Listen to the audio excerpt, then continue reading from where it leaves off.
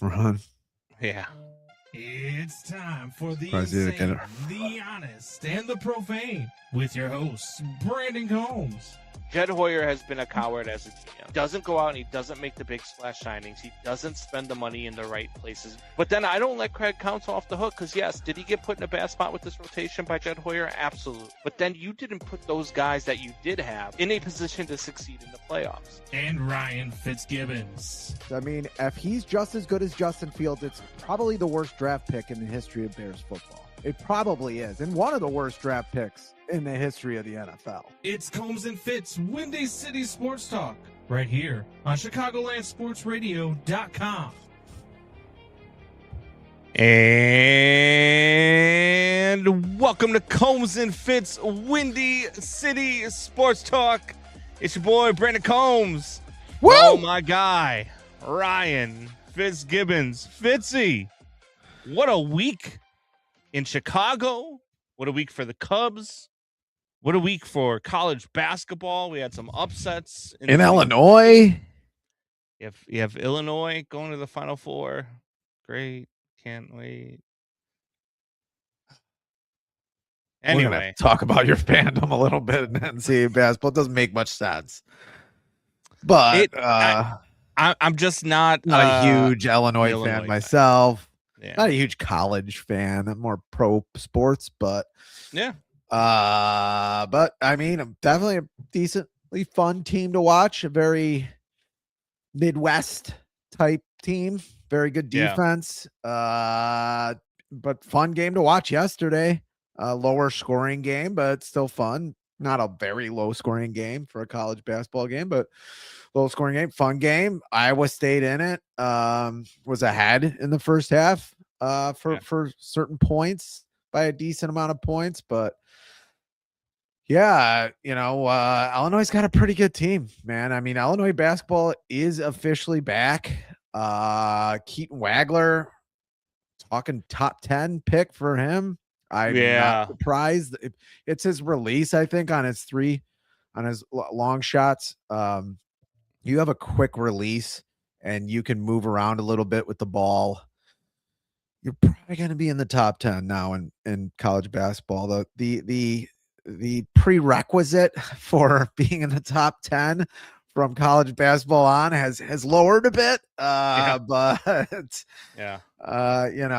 this isn't Derrick Rose coming out of Memphis, but it's been, I guess it's been a pretty good tournament. Still kind of chalky. I think this is just where we're at now.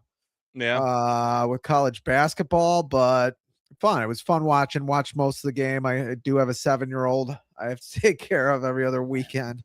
But he liked watching. Yeah, no, it's a fun tournament. It was a fun environment. Look, I obviously with Aubrey going to Iowa now, and my video producer on BetMGM tonight is an Iowa grad. No, she was in for Iowa yet, but yeah, by proxy, we're rooting for Iowa. And then there's Illinois is just. I mean, look, they're all right. They're not a very fun team to watch. They really aren't. They're kind of they play boring basketball. Midwest. So, it's Midwest. Yeah. Late 90s basketball. And then I was rooting for Trey Kaufman-Renn and Purdue, and they looked good in the first half. I mean, Trey Kaufman-Renn only played 9 minutes in the first half, and they were winning the game at halftime, and Arizona just came out and just stomped a mud hole in them in the second half. I mean, turned out to not even be a close game. Today, look, I mean, we went from a possibility when we went into the Sweet 16 of maybe having four Big Ten teams in the Final Four. Yeah. We now have a possibility that we could very possibly only have one, and that would be Illinois. Tennessee plays Michigan today, and UConn plays Duke. So Michigan is the last hope to at least get 2 Big Ten teams into the Final Four. I think Michigan gets it done. I think Michigan might be one of the better teams in the country still left. I have Duke, Arizona in my championship game in my bracket, so I'm rooting for that now. And I mean, we'll see. We'll see how it goes. It should be fun. Today should be fun. I got to be honest with you, though. I won't be watching a lick of it. It's baseball season. True. I have no rooting interest anymore. My bracket's already like I still have my championship game alive, but my bracket's toast. I'm in like 23rd place. I could care less now about the college tournament.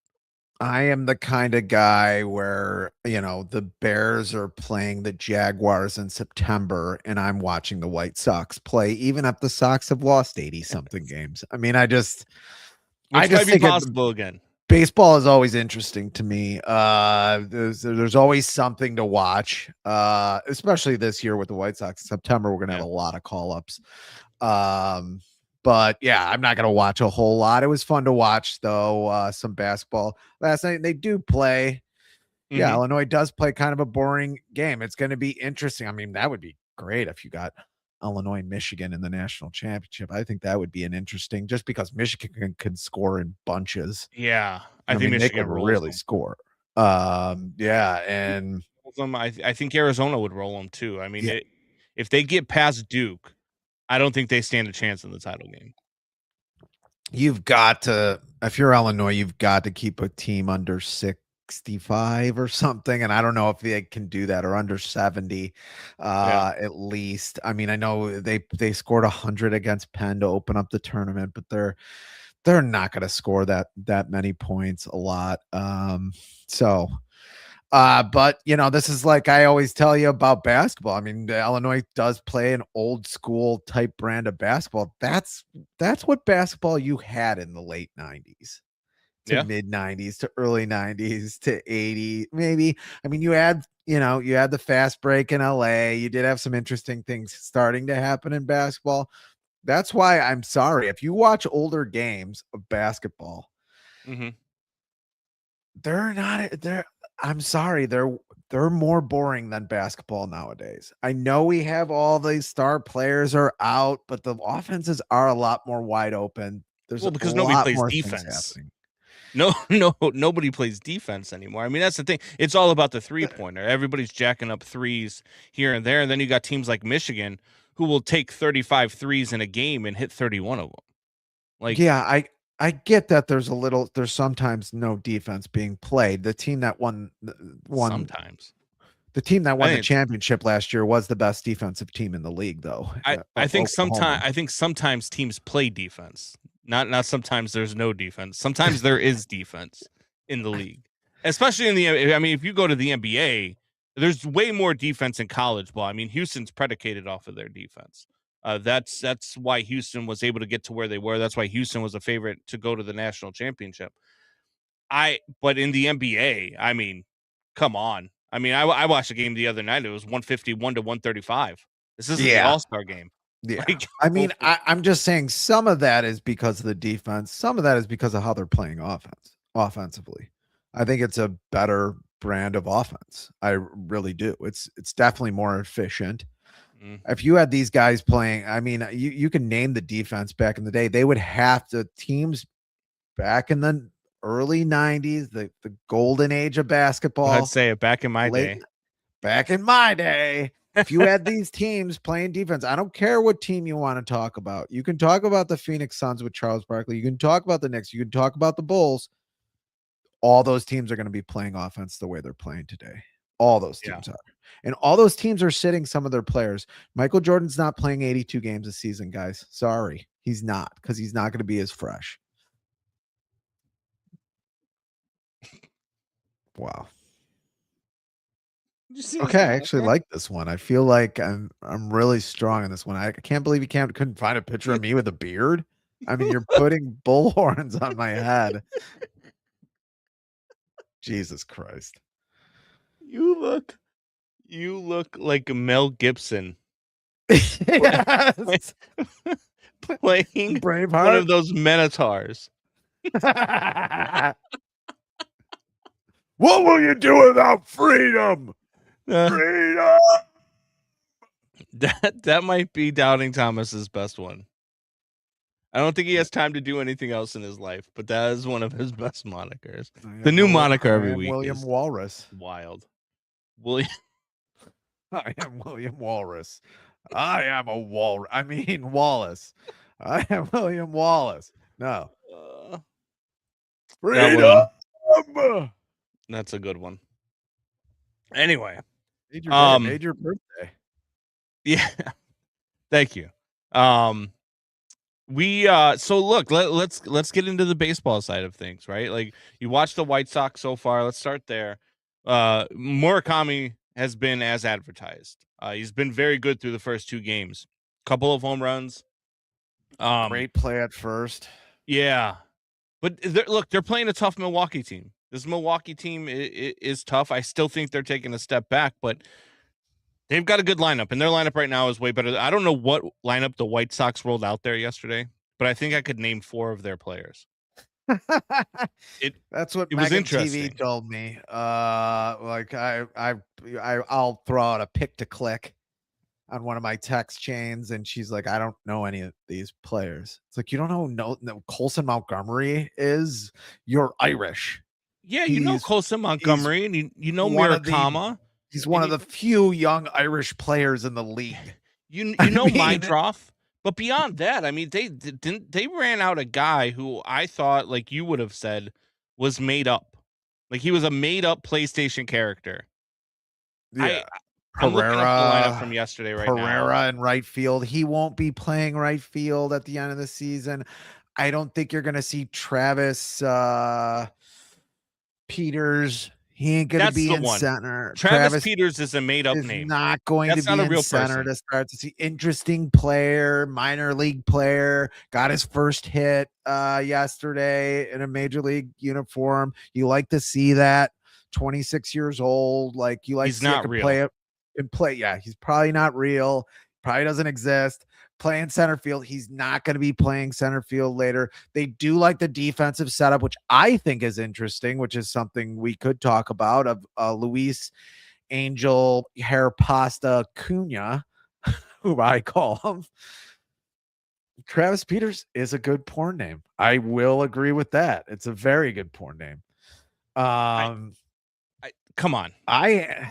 Well, yeah, I mean, Travis Peters is not going to be in center.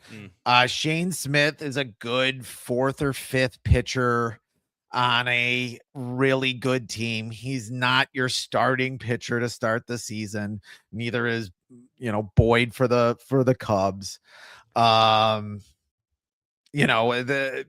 This is going to be a team for sure. I don't know about the Cubs. This team, at least historically that we've seen at the Cubs, who has a lot of the same players, are actually a good first half team. But I don't know about this year. This year might be a little different for the Cubs. But for the Sox, they're just not going to be a good first half team this year. It's not going to happen. These guys aren't going to be there. It's obvious the coaching staff doesn't know how to use some of these players. We're only 2 games in, right? Yeah. Let's not hit the panic button just yet. If you're a White Sox fan, not at all. You don't expect this team to be a playoff contender. You expect this team to, and I thought maybe this team would be a first half team. I thought this team would get out to a hot start maybe, and be one of those teams where people like at the end of April are like, are the White Sox going to be a playoff team? You know what I mean? That's the type of start I thought that they could have. It could be. That it doesn't shock me that they haven't got off to that yet, because I mean, Milwaukee is, look, they're still a good team. I still think that they take a step back, but this White Sox team, man, to start the season, they have so they've got Milwaukee, then they get Miami, Toronto, Baltimore, Kansas City, who are all teams that could fight for a playoff spot. Like, I think Miami is going to be vastly improved this year. I like that. I like the Miami's rotation, and I like Miami's lineup. You know who I think is going to be vastly improved? And sorry to cut you off, but I have to do this since Doubting Thomas is watching the show still, because he'll fade around the 30-minute mark. The Mets, I think, are going to be vastly improved. And Robert lines one deep left center field. Back goes Reynolds to the warning track. Looks up, and it's out of here! Luis Robert Jr. with a walk-off 3-run homer at the bottom of the 11th. Wow. And the Mets pull it out to go to 2-0. Looking good in a Mets Thanks, uniform, Cubs. Downing. Oh, wait, that was the White Sox. Thanks, White Sox. There you go, Doubting It was Thomas. funny. What you got now on Luis Robert? 3 games into the season. Oh my God. Yeah. So we had on BetMGM tonight. We were able. He'll be hurt by the end of April running to first. Oh man. But have fun with him now, Mats. He might give you 5 or 6 or 8 home runs in April, but I don't know. I don't know after that. I'm surprised he didn't pull something running around bases. Look, we had Jason Benetti on last week on BetMGM tonight. And so when I called him up and I talked to him for a second before we brought him into the show, I was like, I said, "Hey, Jason, thanks for joining the show." I said, "I really appreciate it." I said, "I actually like your work even as a Cubs fan." And he laughs a little bit. And I said, I said, "Except for one time," I said, "you really hurt my feelings with the thanks Cubs." And he laughed his ass off. He's like, "Yeah," he's like, "but you know what? That might be my favorite call of all time." It was that is a pretty cool call. And it was so good. It really was. I mean, look, I hated it as a Cubs fan. But it's just Jason Benetti's so damn good at what he does. Every sport that he calls. He was calling games for Westwood One for the tournament, which is why we had him on. And you know, he is one of those guys who is very thoughtful, who is very, very passionate. And the best answer that he gave us was about the underdog. And he's like, and for those people that don't want to see, you know, underdogs go into the playoffs, underdogs go into the tournaments, underdogs win this and underdogs win that. Like, he is very passionate about that. I think it goes to because of a lot of things that he's gone through in his life. Jason Benetti is one of those guys that has overcome quite a bit to get to where he's at. Yeah. And he is amazing, man. He is a really good play-by-play guy. I'm going to enjoy listening to him on Sunday Night Baseball tonight on NBC. Heck yeah, he's doing it all year, you know, yeah. and it was kind of almost like was one of the reasons why he left the White Sox, which I still can't believe they let him go. But you know, for me, and this might go back into my next point, I like the color guys better, especially in baseball. And I want to pull it back. And you talked about that. Thanks, Cubs. That was the Eloy Jimenez home run, who I always thought was going to be terrific because he could hit a pitcher's best pitch with authority. And I mean, he could hit really good pitching, and not a lot of players can do that. Obviously, even the greatest players are mistake hitters. I mean, they can really take advantage when the pitcher makes a mistake. And almost every at bat, a pitcher's probably going to make one pitch that's a mistake. You know, some of the better pitchers, it's tougher to find one of those pitches in an entire game. But when Steve Stone was talking about Mooney, that's what they're calling him, Murakami, he was saying he's going to be a mistake hitter. Most players are, or almost all players are. Yeah. But I like to read between the lines with that. Because Steve Stone is a very smart color guy. Thank you, Marcus. Marcus Renard, McCollum. My guy. Well, Marcus. The name, too. What's going on, brother? Yeesh. I went to Illinois Media School at Marcus. All right. We did our it was the first show that I did at the radio station there. It was me and Marcus. Good dude. Love working with him. He's part of the Prime Coverage Sports Network, executive over there, which we are a part of now. So all right. Let's definitely check out his stuff as well. I will. I'll comment on it aggressively. Anyway, Steve Stone, the challenges are amazing. Best new role. I'll get to that in a second. Yes, we will. But anyway, Murakami, he sort of says it with that to me is not a gold star from Steve Stone for me. Yeah. Usually when a player comes over, and I remember when Jose Abreu came in, almost the same age as Murakami is now, almost a very similar player, except for he's a right-handed first baseman instead of left-handed. Mm-hmm. It's a left-handed sport. That's why I say it.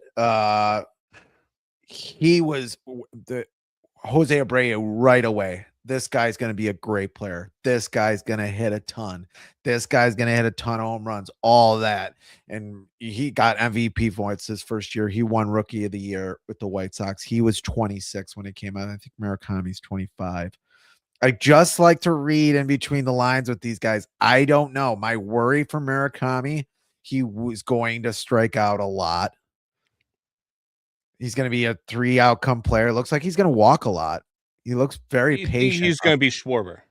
And I'm worried that there's going to be I'm just worried that pitching is going to adjust to him very, very quickly. And he's going to have to adjust back to pitching. But that home run he hit up off Patrick yesterday on a low fastball. That's pretty. I mean, that's where a left-handed hitter wants it, but that's something that's showing me a little bit of something. But at the same time, I don't know. I think Steve Stone's telling us something different. I don't know. Yeah, look, I think that when you look at Murakami, here's the difference between Murakami and the rest of the rookies in Major League Baseball. Murakami's got 6 years of professional experience coming into today. I mean, he's been playing 6 years in Japan before he came here this year. So he's got professional experience. He knows how to adjust. He knows how to hit good pitching. I mean, look, we talk all you want about, it's Japan, it's not the major leagues. We go into the World Baseball Classic. Who's a team every year that somebody thinks can win it? There's some players over there. Yeah. And so, you look at Murakami. I mean, he faced Yamamoto. He faced Imai. He faced Shota in Japan. Yep. Like, these are all pitchers that he was going up against who were the top pitchers of their class coming over from Japan. And they played well in the majors. I mean, even Shota, we're going to talk about, I believe, in a little bit, who's starting today. It's still been a very accomplished major league pitcher. You can't say he hasn't. Yeah. And so I think that's where he's got a leg up on everybody. And I think he will adjust just fine. I think Murakami is going to be a beast. I think, you say you're worried about the strikeouts. I brought up Schwarber. I think he's Kyle Schwarber that could hit for a better average. I think he's Kyle Schwarber who can hit 260, 270 and hit you 35 to 40 home runs a year. He's just that guy. That would be I think the White Sox got a steal in this kid. And I think he's going to be fun to watch on the South Side for quite a few years now. And I think this whole core is going to be fun. We were talking about this week, that the White Sox, what's going on the South Side, like, they are a team who in a few years can be something. We had Cody Decker on this week, who's a former Major League Baseball player. He said the same thing. Cody Decker is terrific. I love Cody Decker. Good dude, good friend. I produced his show last year, and he's just, I mean, he's hilarious, but he's the dude just knows ball. Oh yeah. And he's like, look, there's a team in Chicago that you're gonna have to watch out for in 2 or 3 years of being that team, and it's the Chicago White Sox. And you have to say 2 or 3 years because they're probably not playing baseball next year. Probably not playing next year, yes. And he said even if they were, his words were, even if they were playing next year, they're probably that team that takes that next step but isn't quite there just yet. Yeah. So I agree. I think Murakami's going to be fun to watch. I think Chase Mydroff, his opening day home run. He looks ready. He looks like he's starting. He might be the first second baseman that starts multiple opening days for the White Sox in 15 years or something. He looks like he looks like he is ready for prime time, like aggressive out there. And and he was last year. It's not like he wasn't last year. But if you get Chase Mydroff, and Kyle Teal looks like he's going to be great. That's sort of why the Sox lineup, you have Colson Montgomery not hitting. You have Kyle Teal out of the lineup. This lineup is just not going to be as good. They're probably the two best, I wouldn't say hitters, but consequential hitters on the team. They're going to generate probably the most part. Japan League is no joke anymore. Dude hit 50 home runs over there. Yeah, I mean, he did. And the one thing that they're going to say about every Japanese hitter that comes out is they can't hit the fastball. This guy seems to be able to hit the fastball. Yeah, that's why I'm saying, like, he probably does strike out 140 to 150 times a year. I'm not saying that he's not going to strike out, but when he's not striking out, I mean, you get 500 at bats in a season. So when he's not striking out, and even if he's not hitting the ball over the fence, this is a guy that's going to hit gaps. This is a guy that's going to hit singles. He's going to walk a ton too because of all the home runs that he hits. Pitchers are going to avoid his bat sometimes. So I think that you're going to get a Murakami that can hit 260, 270, and his on-base percentage can be probably well over 300. Man, that would be something. That would be rookie of the year if he hits 30 home runs with that too. Being a left-handed hitter, it's harder at first base, but he looks like the bully jock in every big school movie. Unreal. But no, look, I'm not overly concerned about the White Sox just because there's no expectations for the White Sox. You know, I think the expectations this year are to get, under 100 losses. I think is the expectation. I still think that that's a realistic possibility for this team. The longer that they play, the more they gel. They're going to come together. They're going to figure some things out. They're going to have their runs of winning 7 of 10 or 8 of 10 as a opposed much to better team to start the Yeah. season this season than they were last season. You're not going to see the 10-game losing streaks with this team. I don't believe. Yeah. No, I don't think so, but since Yeah. you said it, it's probably going to happen. Well, I mean, to start the season, it could be tough because, I mean, like I said, you got Milwaukee. Hopefully they find a way to win today with Sproat on the mound. Let's see how well Sproat is.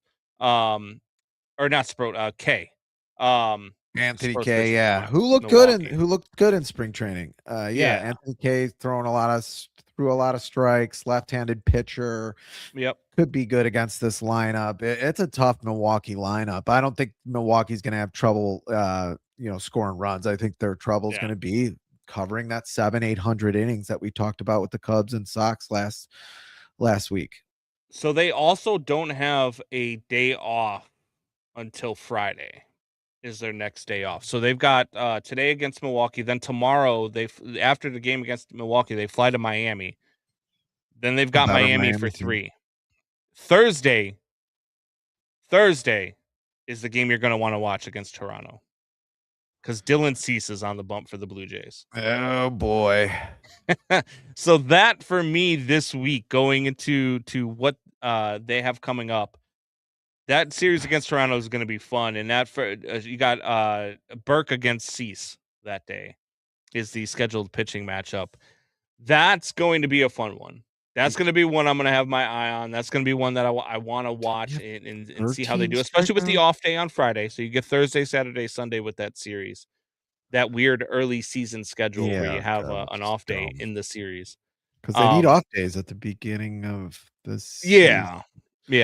As opposed to just having that Thursday off and starting the series on Friday. You play Thursday and then have Friday off and then play Saturday, Sunday. It just doesn't make sense. But No. It is here in Chicago. So that might help. Dylan Cease on the bump. What do you have? 13 strikeouts the other night?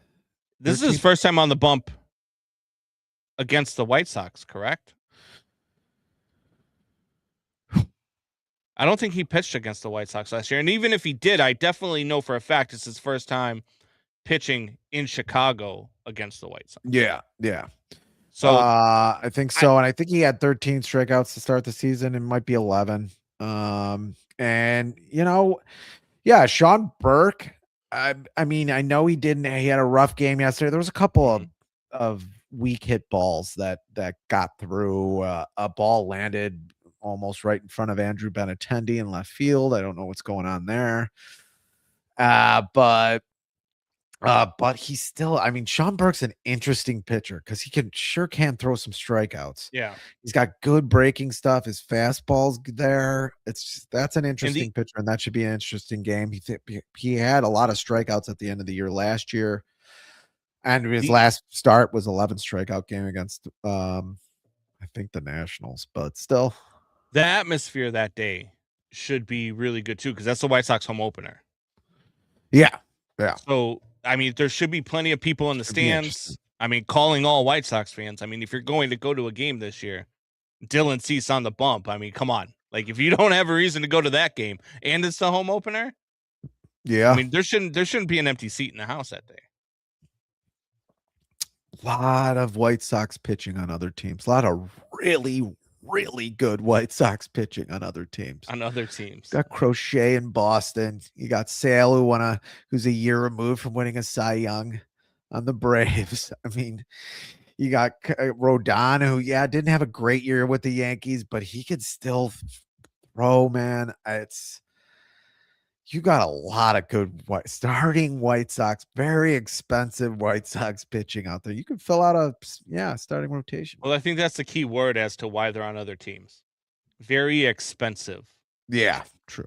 And the White Sox, they just don't, at least right now, they don't spend that money. But this HBA thing looks like it's going to be good. It looks like they're going to spend money, and I think they're headed in the right direction. I mean, they're the homegrown players that they have right now look really good. They went out and spent money on Murakami. The pitching staff looks decent right now at the top half of the rotation.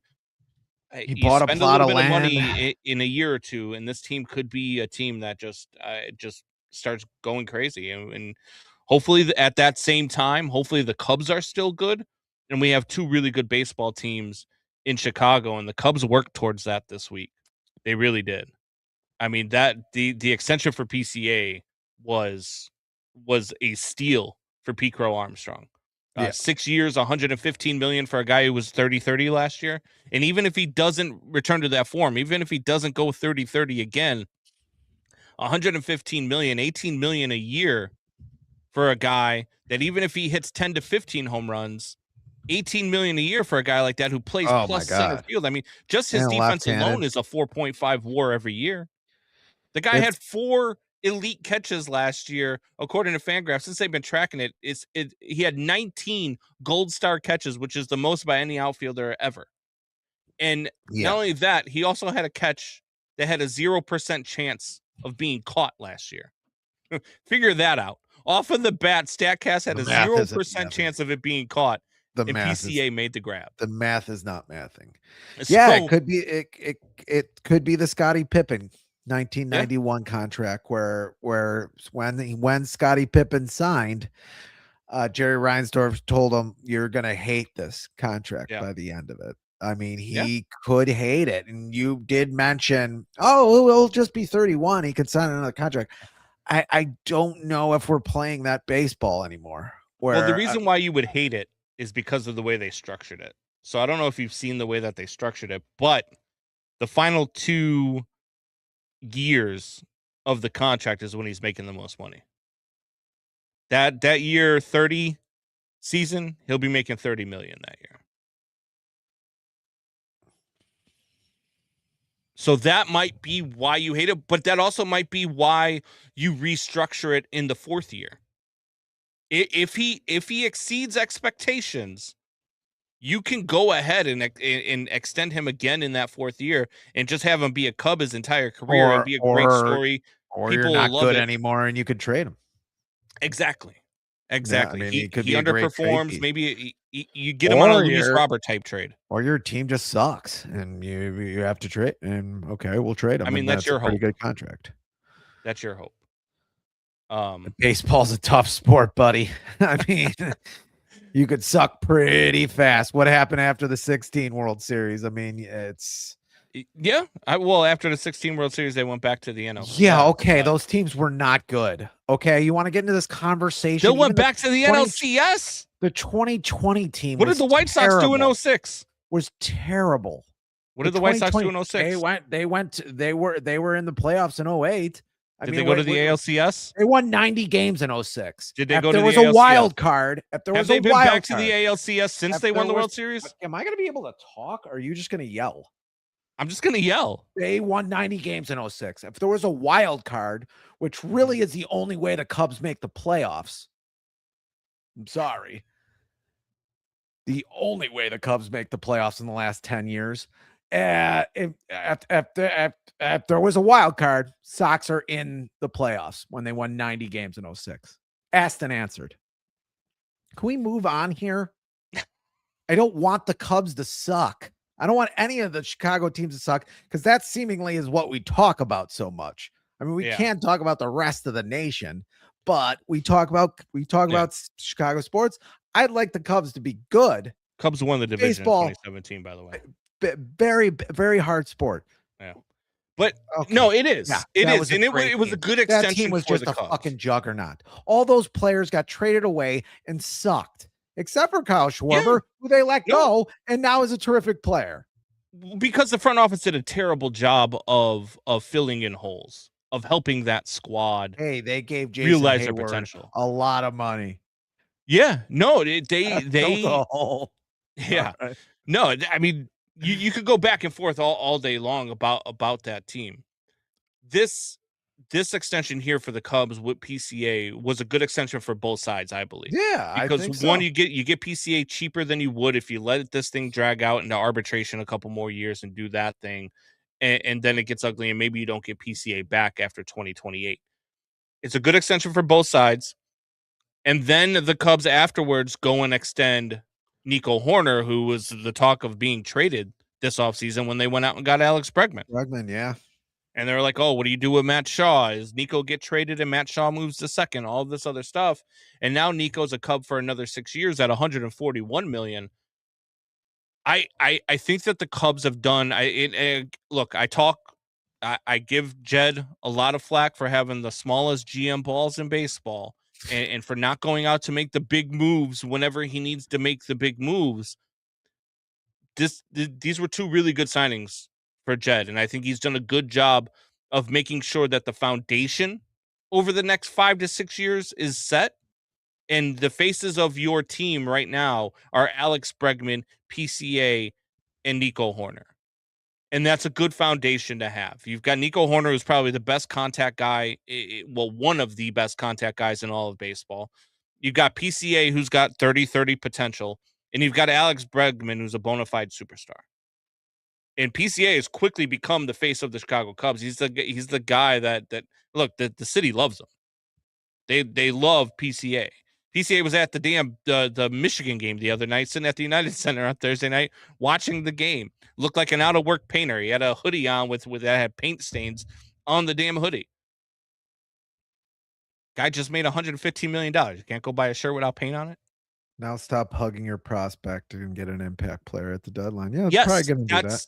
Yep, and that's what I was going to get to is, are the Cubs a team now that if they don't make that big move at the deadline, if they don't go out and get that top starter, whether it is Tarek Skubal, whether it is somebody else that is going to be out there at the deadline, if they don't come down with that, what are they doing? Jed has to make that move. He has to get out of that smallest GM balls in baseball mode, and he has to make that move. We're building for 2035. You shut your fucking mouth. I mean, it was said by the assistant GM. I know. I mean, I'm sorry. Why would you say that as a GM? It's beyond me. Who is building for 2035? Who? Well, he didn't say we're building. He said we have to take into account 2035 as much as we take into account 2025. Taking an account of 9 years from now. It's freaking stupid. Weirdo. What is that? No. Yeah, that's what I'm saying. Is that he tries to be too cute. And that's the problem. That's been the problem with Jed Hoyer. Thank you, Megan. I appreciate you. We already said happy birthday. It's over. Can we move on? Megan, this is Megan's first time saying happy birthday. But I think it's more about you being nicer to me today.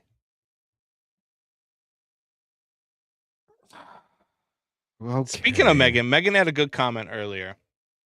That the challenges are amazing. Oh yeah, we best new rule. We're talking about the Cubs, so yeah, go on. I want to show something here that I saw today, and I retweeted it out about the ABS. And look, the ABS is going to be fantastic. One is going to expose a lot of these Major League Baseball umpires, especially yesterday with CB Buckner, who since Angel Hernandez has retired is one of the worst umpires behind the plate. Wagner's pretty bad. He was pretty bad yesterday. I kind of wish Angel Hernandez was back for this, because I would love to see Angel Hernandez with the ABS system. But I tweeted this out yesterday, and I want to show it right now. The tweet? Go ahead in. So this was Boston and Cincinnati, and this was the atmosphere yesterday. Got a look at challenge. Immediate tap of the helmet. The Reds runners all hold. Batters challenging the pitch. ABS powered by T-Mobile. That's out of the zone. The AD continues. Yeah. Now, he gets another one here, ABS could be a lot of fun. and he's going to challenge it again. And this is Cincinnati. It's amazing how minuscule the misses are, but these guys Listen to Cincinnati this crowd in Cincinnati on March 28th. Great feel for that strike zone. They're going to be a good team, man. I know. 3 end of inning. Now the 2-2. Called strike 3. Tap the helmet again. 2 straight, CB. You suck. Batters challenging the pitch. Here we go.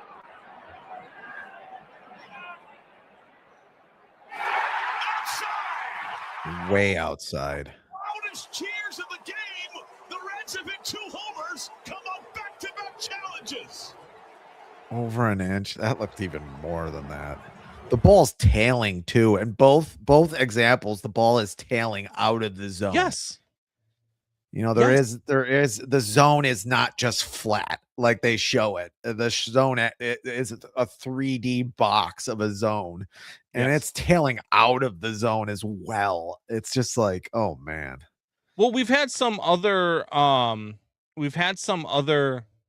umpires that some of them are no longer in the game that say that this is going to be bad for baseball, that nobody likes to be embarrassed.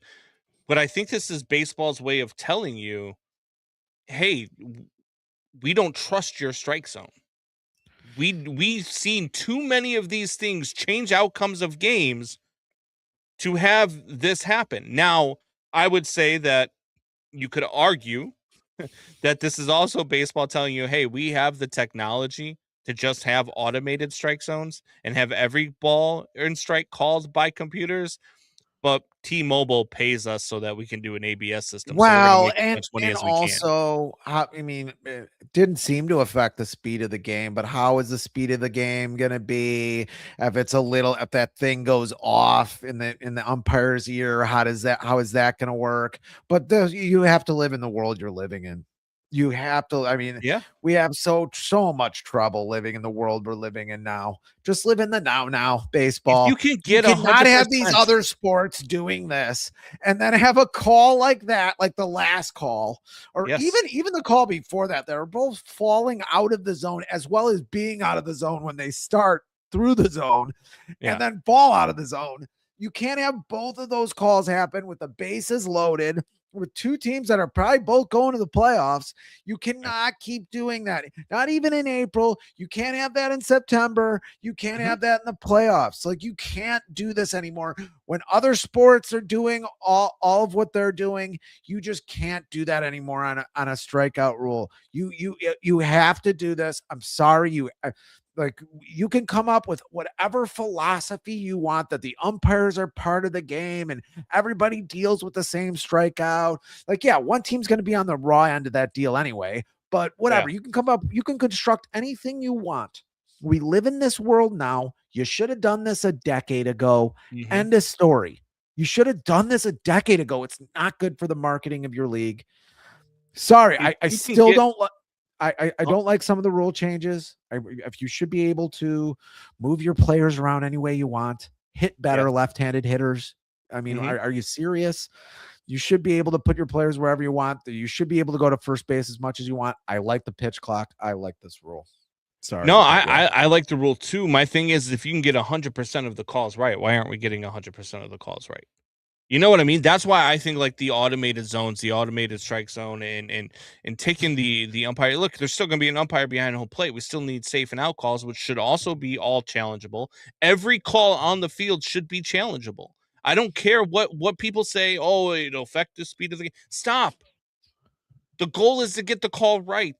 I don't get the call. CB Buckner made another call that caused the Red Sox Alex Cora to get ejected, because he calls a check swing on Trevor Story, where Trevor Story, the ball never even, the bat, it leaves his shoulder, but that's about as far as it goes.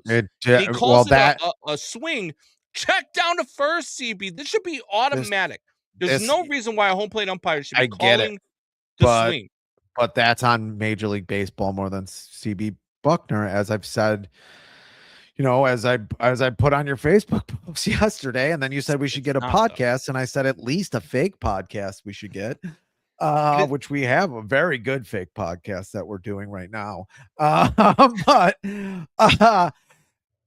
is that there is no rule. There is no written rule for a check swing, for what a check swing is and what a check swing is. That's a check swing and not a swing, or a check swing and a swing in baseball. There is no written rule for it. It is completely subjective to the umpire.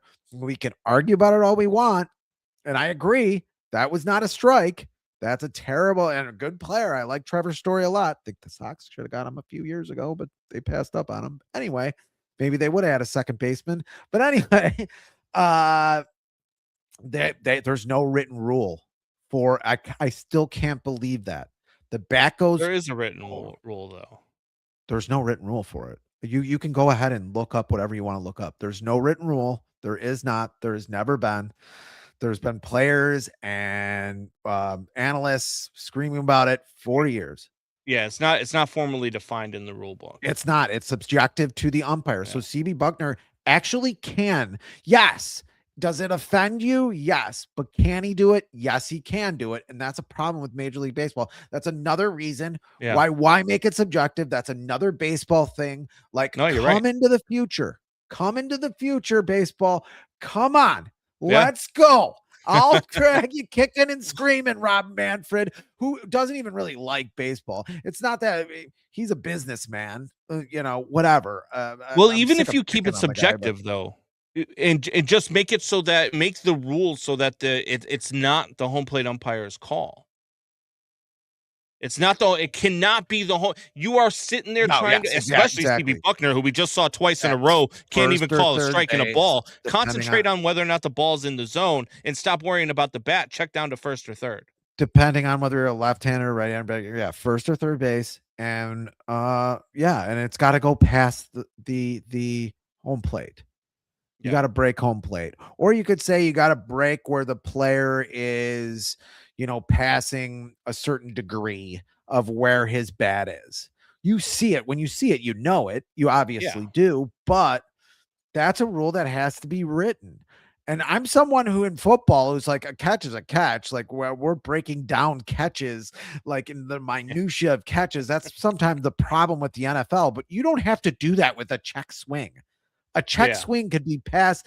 No, it's for almost, when I first heard about it like 20 years ago, the fact that there isn't a written rule about this is another reason why baseball, like, come in.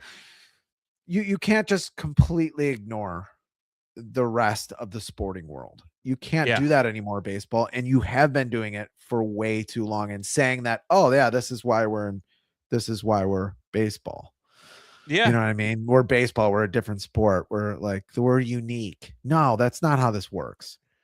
Yeah. And these things have to be challengeable too. Like, you change the outcome of a game. Trevor Story, one of the Red Sox best hitters, and you taking that bat away from him because you call a swing when clearly you can't concentrate on whether or not the ball's in the zone in the first place without a swing. And now you're telling me you're concentrating on that and being able to tell whether or not a guy swung when he clearly didn't swing. This is why this stuff has to be taken out of the umpire's hands, and I've been calling for this for 15 plus years. You've got to take the strike zones away, and you've got to take the check swings away from home plate umpires. Umps will probably get better after getting embarrassed in real time. Yeah, now they're accountable. That's another thing. Yeah. Baseball umps, more than any other sport, are not as accountable. Now, NFL refs are the same way. These bad umps are out there acting like wrestling heels. There's no way they can they're actually that bad without being self-aware. It's sort of like a wrestling ref. You know more about this than I do, but I remember wrestling refs from back in the day.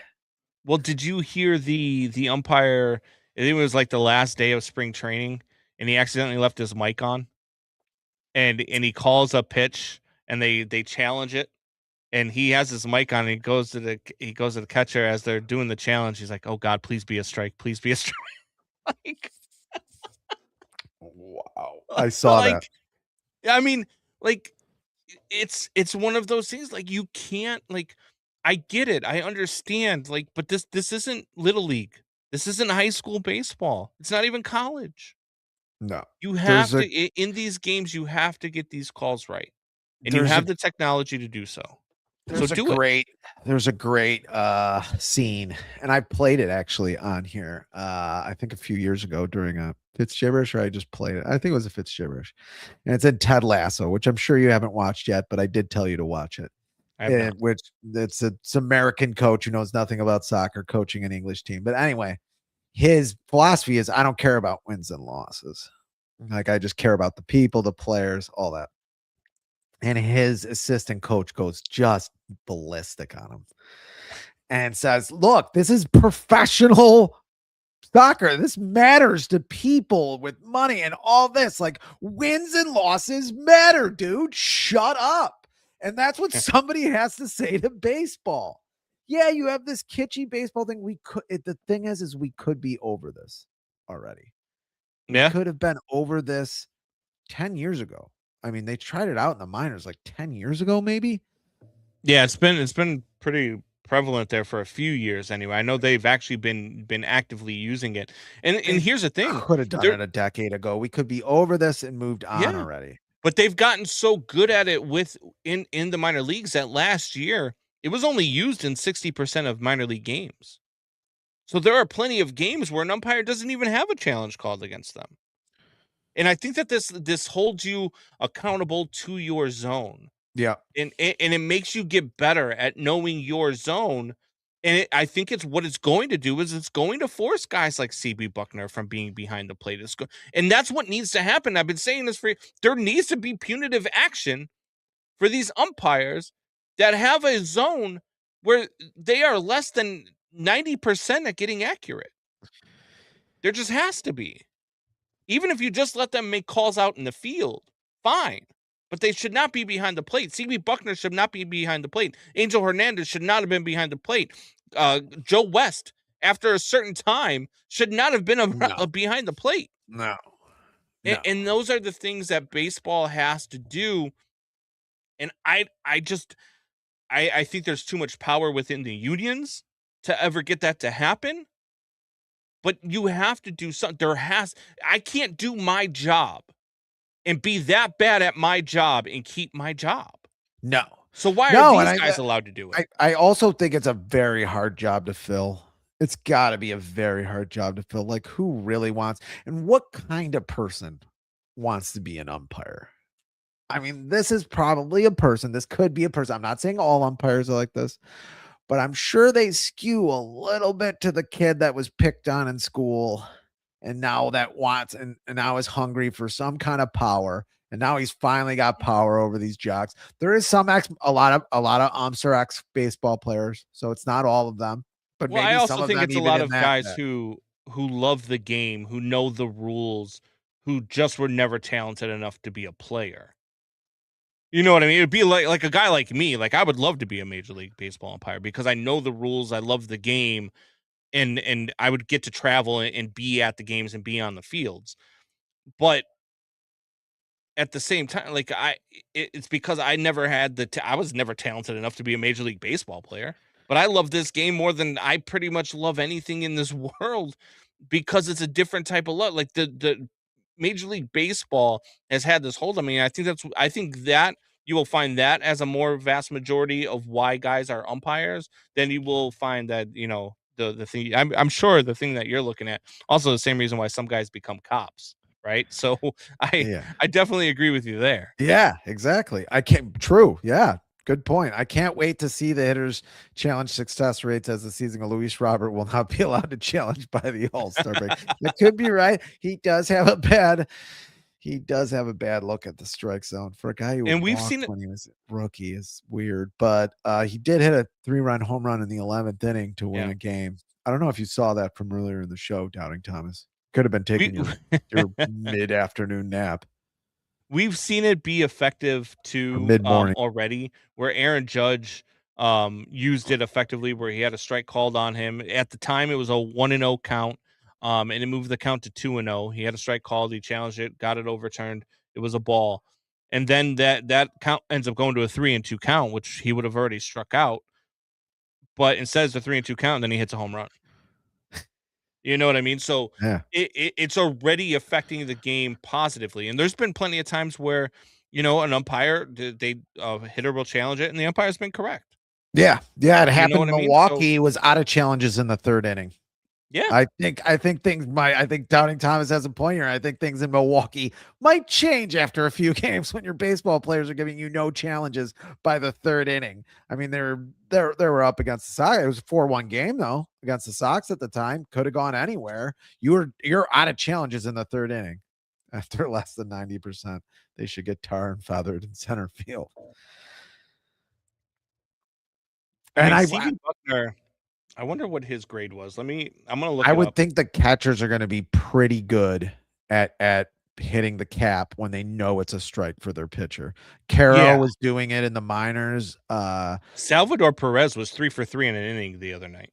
Yeah, and Caro, I think one minor league spring training game. He had like 2 in an inning and wasn't even close. CB Buckner in that game, just so you know, Jeremiah, 88% accuracy, overall accuracy for CB Buckner behind the plate, according to umpire scorecards. Overall consistency, 91%. Overall factor, plus a run for Boston. Oof. I mean, that stuff can't happen. CB Buckner cannot be behind the plate for a Major League Baseball game, and he's plus a run for Boston. But granted, Boston loses that game 6-5 yesterday. I think any baseball fan that watches baseball as closely and obsessively as I have has seen one pitch change an entire division race in August, in July. Yeah. Just change an entire division race where you get a ball, a pitcher comes out because of that ball. Now you're into your bullpen. You don't want to be in your bullpen. Now your bullpen's taxed for the next game. Then you lose the next game because you're into the bullpen again in the next game. The same guy's pitching 3 days in a row.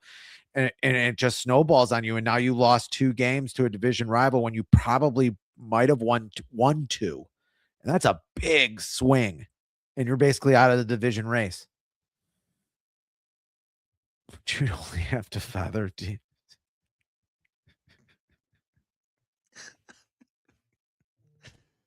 Oh my God. Divided Podcast. What's going on? Grant, my guy, checking us out on Twitter. I'm gonna have to see a lot of these podcasts now. Yeah. Well, I'm somewhat a part of the Divided Podcast. When I have time, I hop on with Grant and my guy Tony Lopez, Tilo, as we like to call him. Really good dudes. Do really good stuff. They call it the Divided Podcast because I mean it's a great name. I don't know why we didn't think of it. One's a Cubs fan, one's a Sox fan. So they're divided. Great name for a podcast, by the way.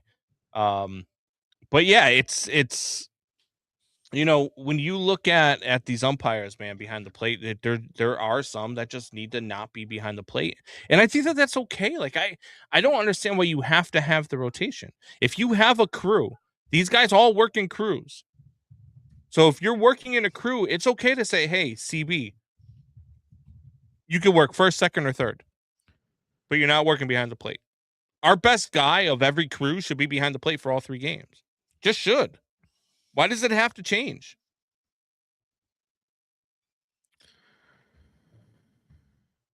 Do you agree or do you disagree? You think that there should be a rotation in crews in a 3-game series? Or should the best home plate umpire be behind the plate for all 3 games? I think the best I think you should be. It depends. I've never been an ump, but I don't know if there's a certain amount of brain power I'm guessing it takes to ump a game behind the plate. Maybe that's why they give them those days off and they rotate guys.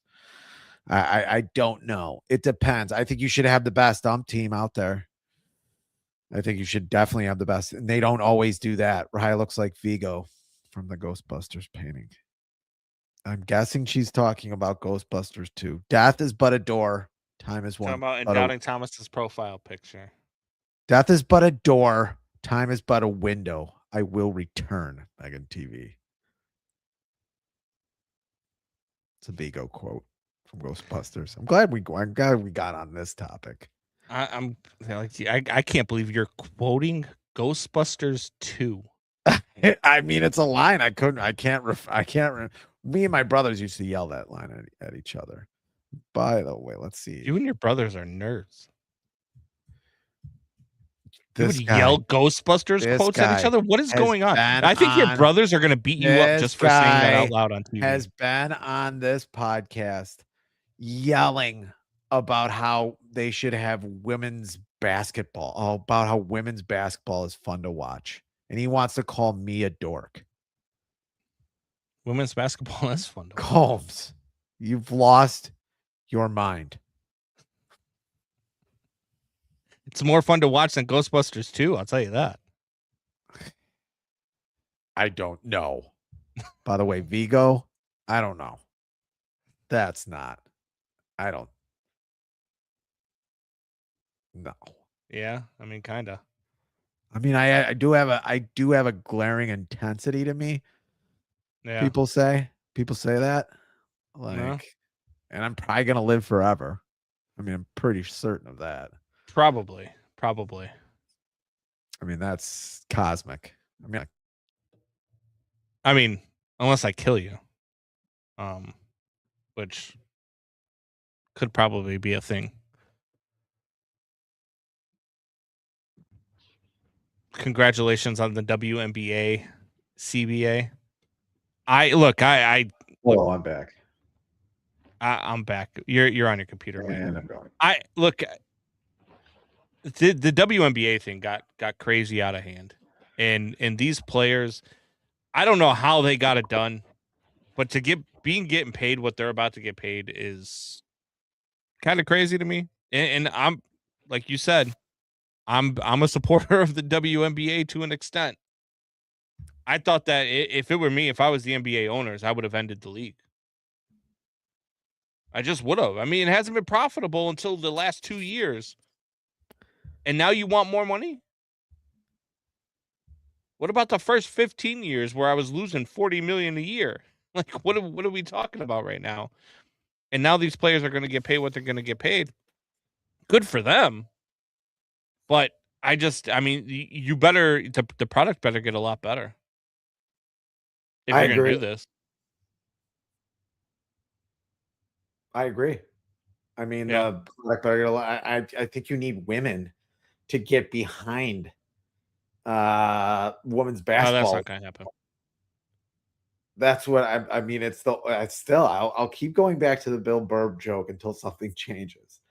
That if women were as supportive of women's basketball as they were of some fat woman who needs to lose weight, if they were that supportive, this league would be good. Even if you had, let's say, 160 million women in the country, if you had 5% of them backing women's basketball, that's 8 million.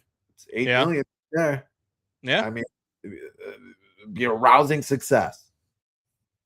Yeah, no, I don't disagree. I mean, it's been my argument for a long time when I hear women who say, oh, the WNBA should be making more money. The players should be making more money. My first question is, how many WNBA jerseys do you have? How many games have you gone to this year? So if you're not supporting the product itself, how can you say that they deserve more money? Because you don't even support the product. It sounds like a conversation I've had before. Yeah, it's tough. A conversation I've had before, and not even about women's basketball, but it sounds like a conversation before I've had with a woman. It sounds like women's logic. Don't try to understand women. You know who understands women? Women. And they fucking hate each other. Unreal. I think my think it's time we go. It's time to get. It's time for us to go. Basketball. Is the producer telling us to wrap it up in the background? Yes, he is. Okay. All right. Wrap it up. All right. Well, we will wrap it up. We are going to take Easter Sunday off. What? I'm assuming that you have some stuff going on with the boy. I have to pull. There's actually like a large stone that's going to be enclosing me into a tomb, and I actually have to pull that large stone away and then walk out of my tomb. Jesus. And then did you just call yourself God? Pretty much.